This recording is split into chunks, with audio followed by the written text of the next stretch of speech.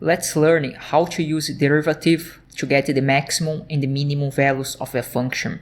This blue curve is this polynomial of degree 4. And if we take the derivative of this polynomial, we get this polynomial of degree 3 that's represented by this red curve. And if we take the derivative of this polynomial of degree 3, we get this polynomial of degree 2 that's represented by this green curve. Note that the first derivative is equal 0 in 3 points: x equals 0, equal 1, and equal 3. These are the critical points that you want to analyze and scrutinize in the original function, because they are the candidates to find a minimum or a maximum. See that the x equals 0, it's a local minimum, and the x equals 3, it's an absolute minimum.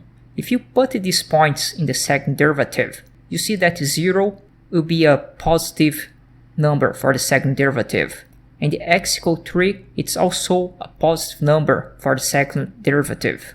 And at x equals 1, you have a local maximum, and if you put 1 in the second derivative, you get a negative number. See that the second derivative is equal 0 in this point here. That is exactly this number. And the second derivative is equal 0 also in this point. That is exactly this number here. These 2 points where the second derivative is equal 0, it's where you have the local maximum here in the first derivative chart, and where we have the local minimum.